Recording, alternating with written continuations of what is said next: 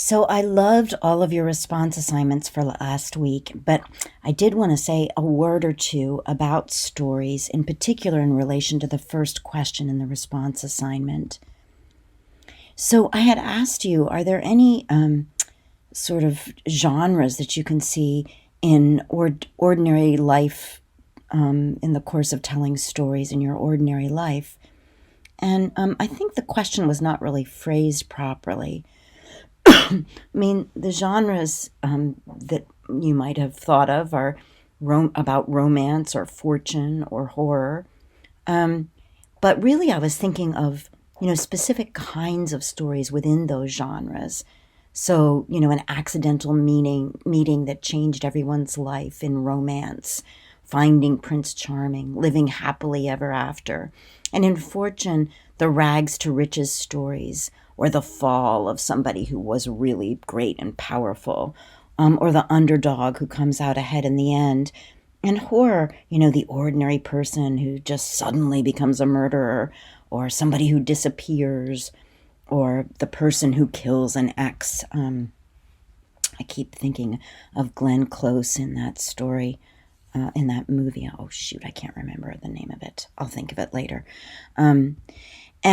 So I have seen, of course, the Cinderella story used in sports and reporting on sporting events all the time. And this was likened to Cinderella quite a bit when in 1966 the Texas Western Miners just came from behind and then won, the NBA championship.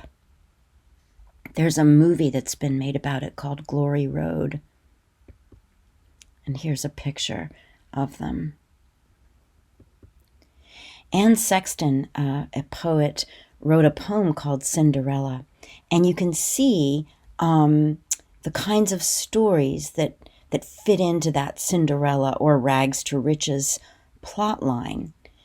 You always read about it, she says, the plumber with 12 children who wins the Irish sweepstakes, from toilets to riches, that story. Or the nursemaid, some luscious sweet from Denmark, who captures the oldest son's heart, from diapers to Dior, that story. Or a milkman who serves the wealthy eggs, cream, butter, yogurt, milk, the white truck like an ambulance, who goes into real estate and makes a pile, from homogenized to martinis at lunch. Or the charwoman, the housekeeper, who is on the bus when it cracks up and collects enough from the insurance. From mops to Bonwit Teller, that story. Bonwit Teller's like Neiman Marcus. And the thing to notice about her poem is she says you always read about it. Like, this is a story, she's very cynical about Cinderella. This is a story that never happens to you. You always read about it happening to somebody else. And you can tell that she's really cynical by the use of the word toilets, right? And the milkman who makes a pile. Pile is definitely referring to a pile of doo-doo. And, so she's very cynical about this story. But that story, it's told over and over again in American culture. I'm not so cynical about it. I think the Cinderella story is quite wonderful. And I think it sort of encapsulates a particularly American kind of hope for life and for the world. But the end of her poem goes like this. Cinderella and the prince lived, they say, happily ever after. And, they say as well, did they really live happily ever after?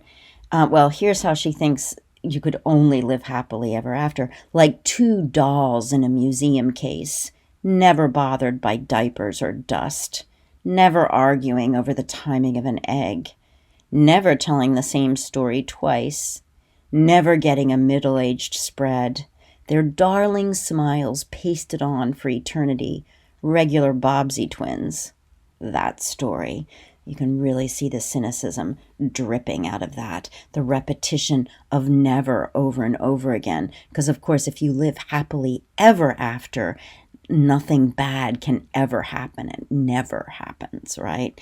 So yeah, living happily ever after is a little bit of a stretch. But at any rate, this is, there's been so much work on how the elements of fairy tales go into all different kinds of stories and all different kinds of genres. And I think that we incorporate those elements into the stories we tell in our ordinary lives as well.